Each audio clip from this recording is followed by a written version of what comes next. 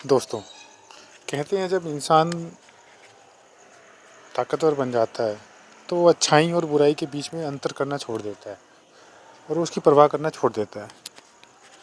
बिहार की राजनीति में भी ऐसा नाम आया था, एक नेता था जो अपनी खौफ की वजह से जानने लगा था कि ये आदमी अपने सारे असूलों को छोड़ चुका है। एक ऐसे नेता की कहानी सुनाएंगे हमें जिसके ऊपर एलिगेशंस लगे कि उसने दिन दहाड़े एक आईएएस ऑफिसर को मरवा दिया। एक ऐसा नेता जिसने अपने राइवल जो नेता थे, बहुत बड़े जो नेता थे, उनका दिन दहाड़े मर्डर करवा दिया और उसके बाद सुप्रीम कोर्ट में भी उनको सज़ा हुई इसी केस में और वो उसकी अभी सज़ा काट रहे। एक ऐसे नेता की बात करेंगे जिनकी बेटी अभी बिहार में इलेक्शन लड़ रही है फादर की इमेज के नाम पे। एक ऐसे ही बाहुबली नेता की बात करेंगे जिसके ऊपर बहुत सारे जो केसेस चले और बिहार के बहुत बड़े बाहुबली उनको नेता माना जाता है। तो आज हम बात करेंगे विजय कुमार शुक्ला उर्फ मुन्ना शुक्ला के बारे में कि कैसे क्राइम की दुनिया में आए, कैसे ये इनका बचपन निकला और कैसे ये क्राइम की दुनिया से राजनीति की दुनिया में आया और कैसे इनका उसके बाद इतना नाम हुआ और नाम होने के बाद फिर से इनका जीवन में ढलान आया। उसके बाद इनको सज़ा हुई और सज़ा होने के बाद अब इनकी बेटी जो है इनकी विरासत को आगे बढ़ा रही है राजनीतिक। तो शुरुआत करते हैं। तो जो मुन्ना शुक्ला था उसका जन्म जो है वैशाली ज़िला है, वहाँ पे एक लालगंज जगह है, यहाँ पे होता है। परिवार जो इनका था पारिवारिक था और जो शुरू से इनको जो बाहुबली जो माहौल था परिवार का उनको मिला था। इनका ये फैमिली में एक इनका ही मेंबर था छुटकन, वो भी पॉलिटिकली बहुत एक्टिव थे और वो भी बहुत बड़े लीडर थे। यहीं से उन्होंने रास्ता शुरू किया, धीरे धीरे अपराध और राजनीति की दुनिया में यहाँ से जाने लगे। ये जहाँ पर घर पे ताकत की बात की जाती है ना दोस्तों, वहाँ पर बच्चा खामोशी से धीरे धीरे वो उसके खून में सब चीज़ें चढ़ने लग जाती हैं। ऐसा ही मुन्ना के साथ हुआ। अब मुन्ना जब सुनता था घर में कि राजनीति की बातें हो रही हैं और पूरे दिन पॉलिटिकल बातें और अपराध की बातें होती थी, तो उसके दिमाग में भी ये सब चढ़ने लगा, ये पावर उसके दिमाग में चढ़ने लगी। अब 90s में था रंगदारी, ज़मीन विवाद और हथियारबंद जो ये सब काम थे, इनका बहुत दबदबा था और जो भी इसका विरोध करता था उन सब का ये अंत हो जाता था। अब इसी दौरान पे जो मुन्ना शुक्ला है इसके ऊपर भी 13 मुकदमे दर्ज होते हैं और जो ये इसके चुनावी हलफनामे में सामने आया था 2020 में, जब इन्होंने केस लड़ा अपना अपना चुनाव लड़ा था। इसे समझा सकते हैं कि कितने बड़े इनके ऊपर एलिगेशंस हैं। अगर बात करें कि मुन्ना शुक्ला जो था आखिर इन पे क्या क्या, इन पे जो एलिगेशंस लगे, तो एक 5 दिसंबर 1994 की बात थी। एक आईएएस अधिकारी थे गोपालगंज में, डीएम जी कृष्णा नमैया, उनकी भीड़ उनकी जो है गाड़ी के ऊपर हमला कर देती है दिन दहाड़े। और इसी जो ये हिंसक भीड़ होती है उसमें कई बाहुबली नेता शामिल थे। इसी घटना के अभियुक्त जो सूचियों में कभी कभी मुन्ना शुक्ला का भी नाम आया। हालांकि इस केस में कोर्ट ने उन्हें बरी कर दिया, लेकिन कानून कहता है कि इसके ऊपर जो दोष सिद्ध नहीं हो पाया। लेकिन जनता आज भी जानती है कि आखिर इस सब के पीछे आखिर किसका हाथ था। इसी तरह से एक बिहार में एक बहुत फेमस लीडर थे ब्रज बिहारी प्रसाद, इनका अस्पताल में मर्डर कर दिया गया था। 13 जून 1998 की बात थी। जगह थी आईजीएमएस पटना। यहाँ पे एक पूर्व मंत्री रह चुके थे बिहार सरकार में, ब्रज बिहारी प्रसाद। इनका इलाज चल रहा था और इलाज के दौरान ही इनके ऊपर अननोन लोग जो हैं गोली की बरसात कर देते हैं। इसके बाद पूरा का पूरा एक बिहार में बहुत बड़ा पॉलिटिकल जो क्राइसिस पैदा हो जाता है और इसी केस में बाद में मुन्ना शुक्ला का नाम आता है।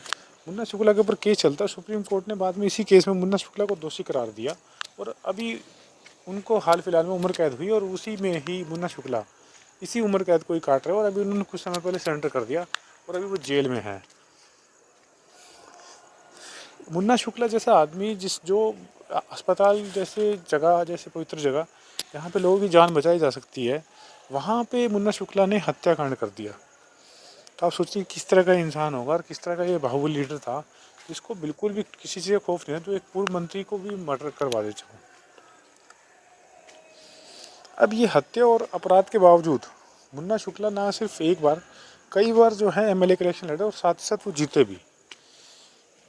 इनके जो बड़े बड़े नेता जो बिहार के हैं, जो आरजेडी के एक नेता के इन्होंने मर्डर करवाया, उसके बावजूद भी इनको आरजेडी से ही टिकट मिली और ये आरजेडी के काफ़ी नेताओं के करीबी हैं। अभी ये आरजेडी से इनकी बेटी को भी टिकट मिला है। कुर्सी ने जो इनके जो गलत कामों को इनको एक रास्ता दे दिया कि कुर्सी के थ्रू ये अपने कामों को प्रोटेक्ट करते रहे। इसी वजह से मुन्ना शुक्ला शायद आज भी बचे हुए हैं कि कहीं ना कहीं ये अपनी पॉलिटिकल जो एम्बिशंस को अपने चलाए हुए हैं। और अब जब इनको लगा कि मैं जेल जाऊंगा, मुझे सरेंडर करना ही पड़ेगा इस उम्र में, तो इन्होंने अपनी बेटी को आगे कर दिया ताकि वो एमएलए का इलेक्शन लड़ जाए। अब वो इमोशनल वे में इलेक्शन लड़ रही है ताकि वो इलेक्शन भी जीत जाए। अब इनका कहना है कि मुझे झूठा फंसाया गया राइवलरी की वजह से, लेकिन पब्लिक को सब जानती हैं। और जब सुप्रीम कोर्ट जब इस तरह का फैसला कर चुका है, तो इसमें तो कोई डाउट रहा ही नहीं कि इस तरह का काम इन्होंने जो मर्डर मुन्ना शुक्ला ने ही करवाया था। अब रिपोर्ट का कहना है कि जेल में भी कभी कभार जो है मुन्ना शुक्ला बड़े शौकीन मिजाज का आदमी है और यहाँ पे ये रंगबाजी करता है, यहाँ पे हथियारों का प्रदर्शन करता है जेल में। और वहाँ पे ये बताते हैं कि बुला के डार बांसर्स को बुला के वहाँ पे यहाँ से इनका नाच करवाता। और बीच में बताया कि इस तरह की एक वीडियो भी वायरल हुई थी जिसमें कि मुन्ना शुक्ला जेल में दिखाई दे रहा है और वहाँ पे बार डांसर्स वहाँ पे डांस कर रही हैं। अब ये इस तरह की चीज़ दिखाते हैं कि जो सब चीज़ें बनी हुई हैं कहीं ना कहीं सिर्फ आम आदमी के लिए ही रूल्स एंड रेगुलेशंस लगते हैं। मुन्ना शुक्ला जेल में बैठ के भी वहाँ बैठ के पूरे ऐशो आराम ले रहा है। उसके बाद जब बात मीडिया में उठी उसके बाद सख्ताई हुई, लेकिन अब भी कहा जाता है कि मुन्ना शुक्ला अभी भी उसी ऐशो आराम से जी रहा है। तो ये सब चीज़ें अफवाहें हैं या जो हैं, ये सब चीज़ें उठी तो हैं, कहीं ना कहीं इनका इससे कनेक्शन है। अब जो सुप्रीम कोर्ट का फैसला आने के बाद इसने आत्मसमर्पण कर दिया और ज़िंदगी की जो सबसे लंबी सज़ा है उम्र कैद, अब इसे मुन्ना शुक्ला को वही दी गई है कि अब उसे पूरी ज़िंदगी जो है जेल के अंदर बितानी पड़ेगी।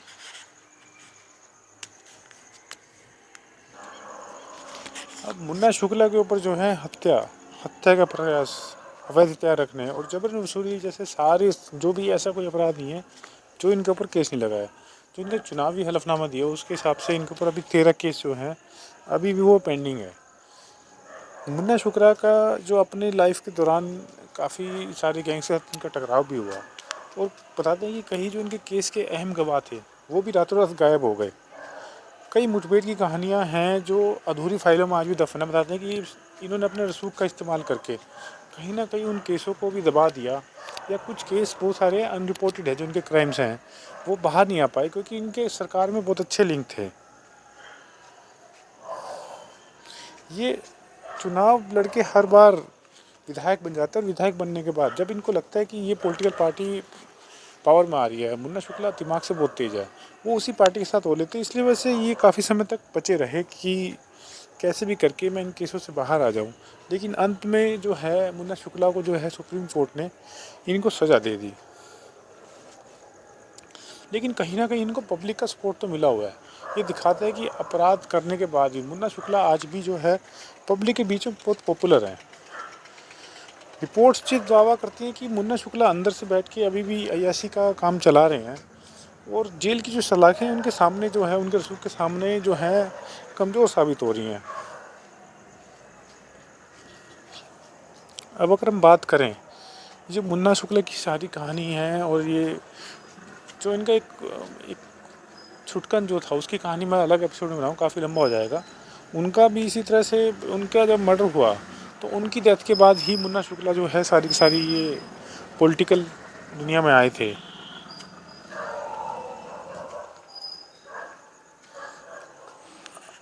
अब अगर हम कहें कि ये मुन्ना शुक्ला की कहानी से हमें क्या सीख मिलती है, तो मुन्ना शुक्ला की कहानी हमें सिखाते हैं कि एक तो जो है कभी भी अपराध की दुनिया में आप जाओगे तो वो लंबा नहीं चलेगा। मुन्ना शुक्ला काफ़ी समय तक अपने रसूख से कानून से बचते रहे, लेकिन कानून के हाथ लंबे होते हैं, लास्ट में साबित हुआ और मुन्ना शुक्ला उम्र कैद की सज़ा में फंस गए। अगर हम बात करें कि मुन्ना शुक्ला के क्या अच्छे पॉइंट्स थे, तो मुन्ना शुक्ला एक तो गरीबों की काफ़ी मदद करते कहा जाता है और क्षेत्र में काफ़ी प्रभाव है इनका और परिवार का जो योगदान है राजनीति में भी काफ़ी ज़्यादा है। तो मुन्ना शुक्ला अगर हम कुछ भी कहें लेकिन आज भी पब्लिक के बीच में बहुत पॉपुलर है। अगर बिना पब्लिक के सपोर्ट के ये इतने साल तक इतने बड़े लीडर बन के बार बार एमएलए नहीं बन सकते थे। कुछ लोग कहते हैं कि डर की वजह से इनका ये सब चीज़ें इनकी चल रही हैं, और कुछ लोग कहते हैं कि इनको पब्लिक ने सम्मान भी दिया हुआ है कि ये वहाँ के बीच में, रिपब्लिक के बीच में आज ही पॉपुलर है, इसलिए इनकी बेटी को भी इस बार आरजेडी से टिकट मिली है। अब वो इलेक्शन जीतेगी नहीं जीतेगी वो आगे की बात है, लेकिन आप इनकी पॉलिटिकल इमेज समझ सकते हैं कि इनके जेल में जाने के बाद भी इनकी फैमिली में किसी न किसी को टिकट मिल जाती है और वो अब एमएलए का इलेक्शन लड़ रहे हैं। तो इस कहानी से हमें सीख मिलती है, जो बंदूक की नोक पे सिर्फ दोस्तों सिर्फ हमें डर मिलता है, उससे हमें कभी इज्जत नहीं मिलती। और जो अपराध की सीढ़ी है वो हमें ज़रूर ऊपर लेके जाती है, लेकिन एक समय वो सीढ़ी हमें जितनी ऊपर लेके जाएगी उतना ही हमें नीचे भी गिरा देगी। दोस्तों, आज वैशाली की गलियों में आज भी एक नाम गूंजता है, मुन्ना शुक्ला, और हथियार ने उसकी किस्मत लिख दी। कहानी ख़त्म यहीं पे नहीं होती, ये बस अगली चेतावनी है और पहला अध्याय है। दोस्तों, जो मुन्ना शुक्ला की कहानी है कहीं ना कहीं लोगों के लिए एक सबक है कि अगर आप गलत काम करोगे, चाहे आप कितने बड़े लीडर बन जाओ, आप कानून की नज़रों से नहीं बच सकते। कानून कहीं ना कहीं काम अपना करेगा। मुन्ना शुक्ला बहुत बड़ा बाहुबली लीडर बना, उसने बहुत सारी हत्याएं करवाई, लेकिन एक केस में आके आखिरकार उसको सज़ा हो गई और अब उसकी ज़िंदगी अब उम्र कैद की सज़ा में वो अंदर ही काटा है। भले वो बार बार बेल पर बाहर आ रहे हैं और अंदर से भी अपना जो है बता रहे लग्जरी लाइफ को एंजॉय, लेकिन जेल आखिर जेल ही है। दोस्तों, अब मुन्ना शुक्ला का आने वाला फ्यूचर क्या होगा ये तो आने वाला समय ही डिसाइड करेगा, लेकिन आज की कहानी मुन्ना शुक्ला की मैंने इसलिए बतानी चाहिए क्योंकि अभी बिहार इलेक्शन में काफ़ी ये बात चली थी कि मुन्ना शुक्ला की बेटी को टिकट मिली है, तो इनके इतिहास के बारे में जब बात चली तो मुझे लगा कि इनके ऊपर एक स्टोरी बनानी चाहिए। तो आज की स्टोरी मुन्ना शुक्ला की लाइफ के ऊपर थी। विजय कुमार शुक्ला इसका जैसे नाम है, इनकी जो लाइफ थी उनके ऊपर स्टोरी बनाई है। आपको स्टोरी कैसी लगे हमें जरूर कमेंट सेक्शन के माध्यम से बताइए। साथ ही साथ कोई ऐसा जो इनका लाइफ का जो फैक्ट है जो छूट गया तो हमें आप वो भी कमेंट के माध्यम से बता सकते हैं। अगर कोई ऐसी चीज़ छूट गई है तो हम कोशिश करेंगे कभी पार्ट 2 इसका बनाएंगे स्टोरी का, तो उनको इन चीज़ों में उन सारी स्टोरी में इंक्लूड कर देंगे। तो दोस्तों, आज की कहानी जो है मुन्ना शुक्ला की यहीं पे ख़त्म होती है। फिर से हम वही चलते वही कहना चाहेंगे, इन वीडियोज़ को बनाने का पर्पज़ कहीं भी क्राइम को समाज में बढ़ावा देना नहीं है और ना ही किसी की भावनाओं को हर्ट करना है। हमें सिर्फ इन वीडियो को बनाने का पर्पज़ सिर्फ इतना है कि समाज में लोगों को पता चल सके कि आखिर अपराध फैलता कैसे है और अपराध फैलने के बाद अपराधी का अंत कैसा होता है, या तो जेल में और नहीं तो पुलिस की गोली से। तो दोस्तों, आज की कहानी यहीं पे ख़त्म होती है। फिर से एक नई अपराध या किसी नई पर्सनैलिटी के ऊपर हम बात करेंगे एक नई वीडियो में। तब तक हमारे साथ आप भारत न्यूज़ पर बने रहिए। धन्यवाद।